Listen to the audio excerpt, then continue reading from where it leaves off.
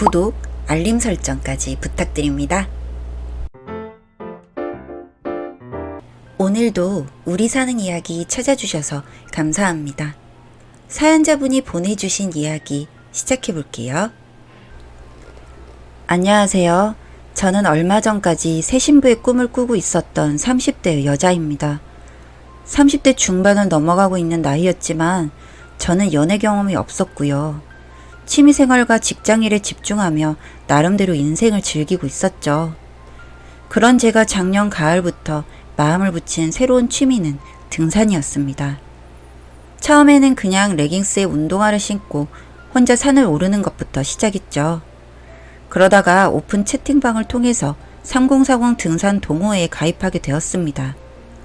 혼자 하는 등산을 즐기면서 시작된 취미였지만 335모 모여 함께 등산하고 정상에서 음식을 나눠 먹는 모임들을 보니 부러움을 느끼게 되었거든요.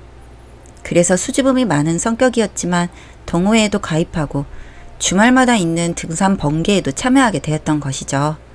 나름대로 저한테는 제법 큰 마음을 먹고 한 결정이었다고 할 수도 있겠네요. 거기에서 결혼하고 싶은 남자를 만났습니다.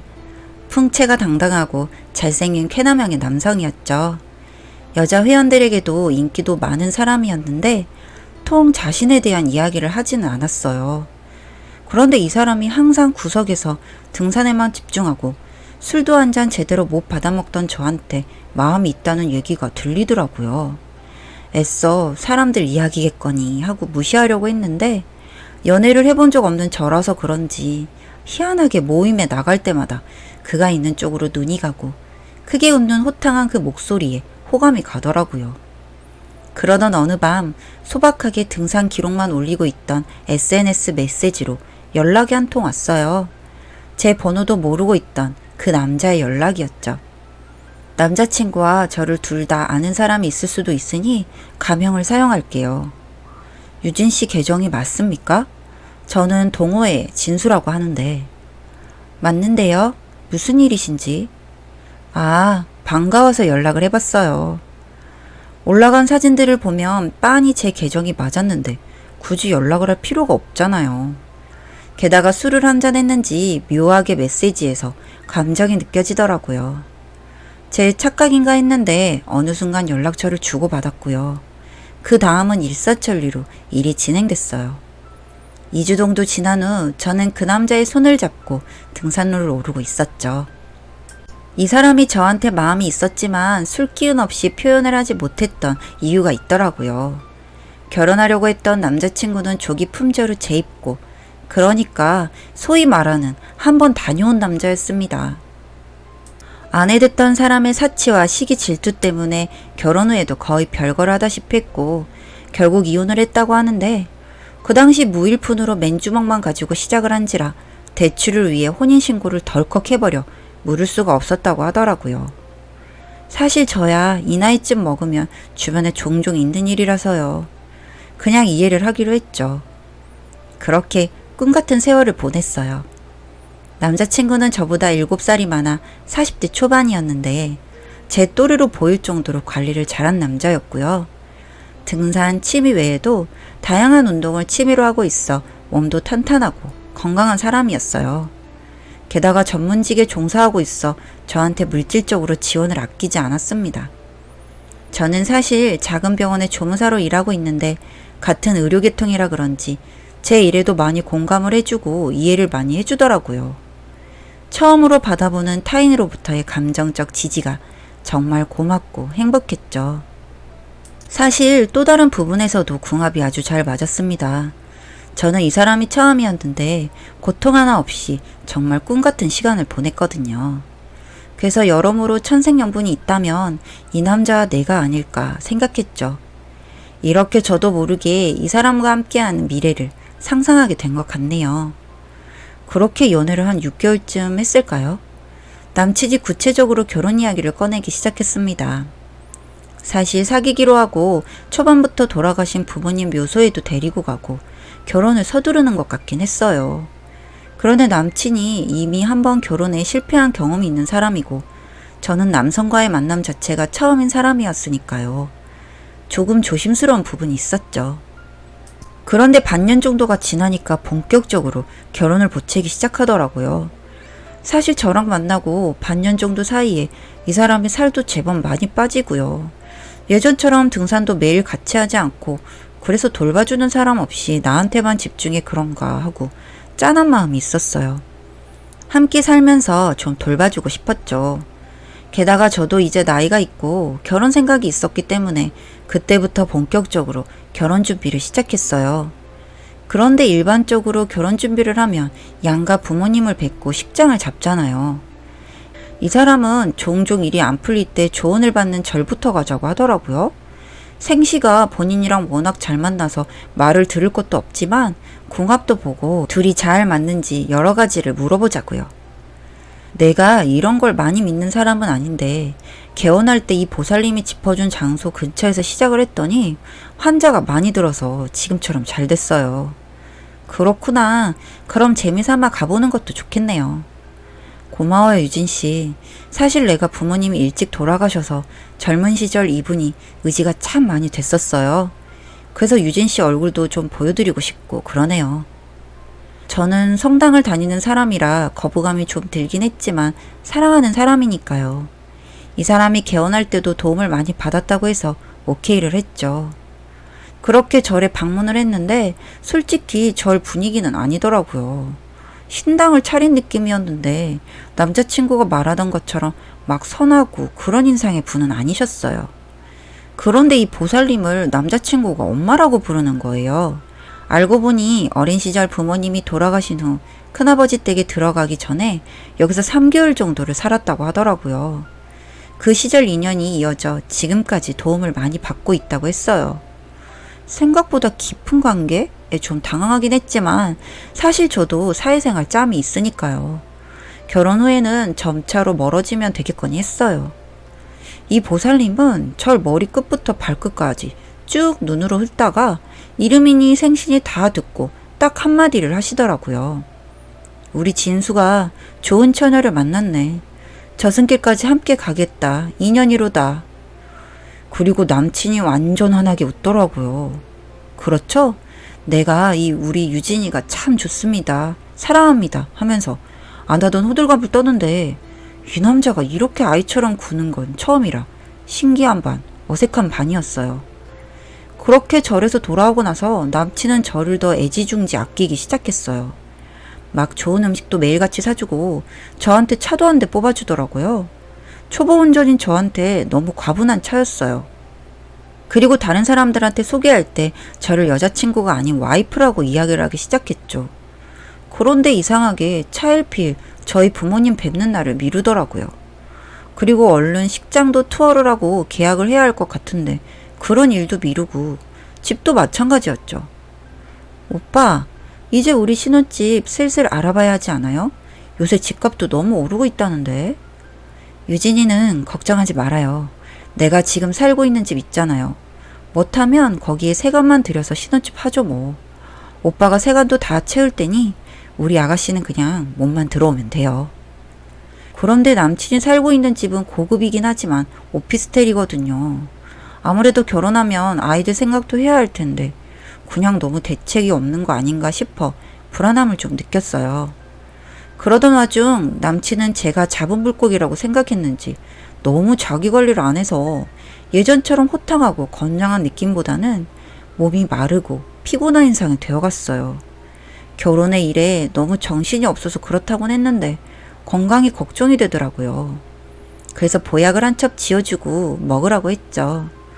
그랬더니 생전 안 그러던 사람이 화까지 벌컥 내더라고요. 내가 알아서 한다고 했잖아. 한약을 집어다가 쓰레기통에 처박는 모습을 보고 이 사람이 왜 이러나 하며 눈물을 흘렸는데 지금 와서 결혼을 물을 수는 없더라고요. 그 다음에 남친이 제 앞에서 무릎을 꿇고 빌기도 했고요. 자기 직업상 뭐 한약 챙겨 먹는 건 별로 좋아하지 않는다나요? 남친의 이상한 행보는 더 심해졌어요. 어느 날 룰루랄라 저한테 무슨 계약서를 내미는데 그게 무슨 납골당 가족묘 계약서더라고요. 우리 결혼하면 매년 부모님 묘소에 찾아뵙기도 그렇잖아요. 유진이도 힘들고 그래서 결혼 전에 납골당으로 모시려고 상담을 받았는데 가족묘로 하면 돈이 더 절약된다고 하네요. 그러니까 아예 유진이 것까지 함께 가족묘로 4자리를 계약하기로 했어요. 제가 아직 30대인데 이게 무슨 벌써 납골당 이야기를 꺼내나 했는데 요새 기분이 영 안 좋던 남친 얼굴이 너무 좋아 보이더라고요. 부모님을 좋은 곳에 모실 수 있게 돼서 그런가 보다 하고 억지로 웃으면서 사인을 했죠. 그런데 남친이 또 저한테 혼인신고를 먼저 하면 안 되겠냐고 제안을 하는 거예요.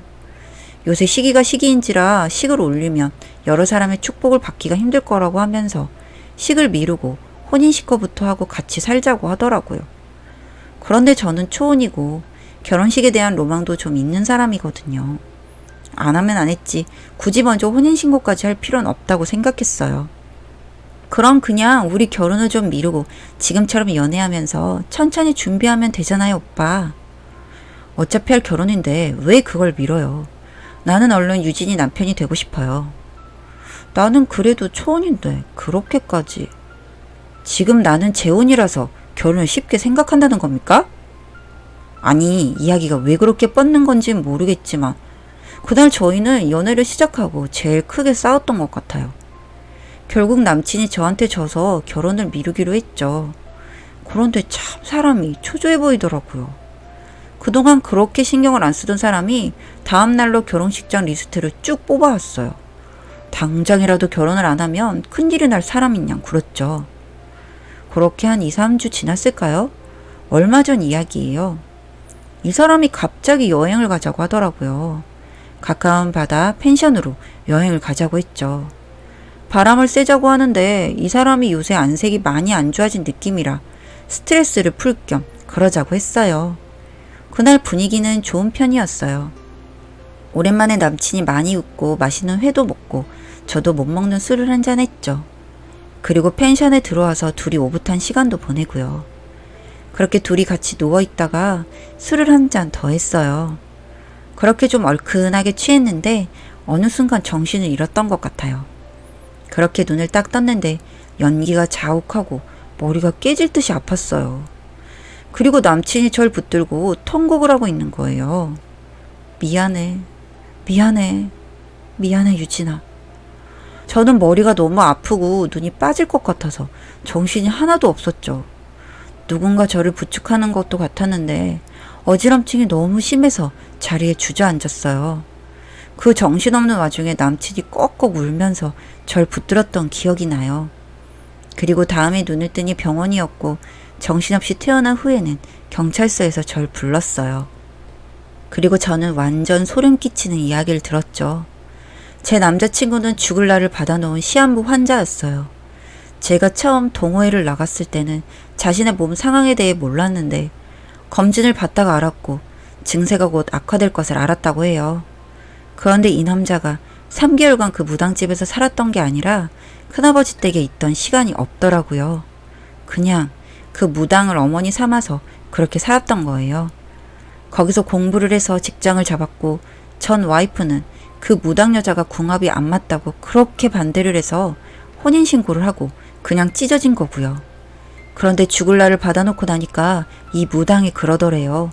궁합 맞는 여자랑 어떻게든 결혼을 해야지 못하면 총각 귀신으로 구천을 떠돈다고요. 아들이라고 생각하니까 더 그랬겠죠. 그래서 어떻게 해야 하나 절망에 빠져있는 중 절 찾았고 어쩜 생시까지 제가 남자친구랑 딱 궁합이 맞다고 했다네요. 내가 그냥 너랑 결혼하고 유산을 남기고 가려고 했는데 미안해. 너무 유진이를 사랑해서. 나중에 만난 이 남자는 저렇게 이야기를 하더라고요. 네, 이 사람이 저랑 같이 세상 뜨려고 했다고 하네요. 그게 경찰서에서 남친이랑 만나게 된 이유예요. 이상하다고 생각한 옆방 사람들이 신고하지 않았다면 저는 정말 가족 납골당해서 이 남자랑 누워있을 수도 있었겠죠. 치밀하게도 유서까지 준비해두었더라고요. 제 사인이 들어간 혼인신고서까지 옆에 두고요. 제가 그대로 죽음을 맞았으면 제 부모님들이 당연히 유서에 적힌 대로 그 가족배에 저를 넣었을 거라 생각을 하니 이 남자를 죽이고 싶었어요. 사랑한다고 꺽꺽 울고 있는 이 남자가 가증스러워 보이더라고요. 안색이 나날이 안 좋아진다고 생각했지만 실제로 죽어가고 있는 사람인 줄은 몰랐죠. 그렇게 선처 없이 경찰서에서 이야기를 마쳤고요. 부모님과의 상의 끝에 법적으로 절차를 진행 중이에요. 지금은 이 사람이 절 어떻게 생각할까 싶어 부모님 집에서 지내고 있어요. 사실 제가 이 사람한테 어떻게 복수를 하겠다고 말을 하기엔 이 사람이 정말 얼마 남지 않은 것 같더라고요.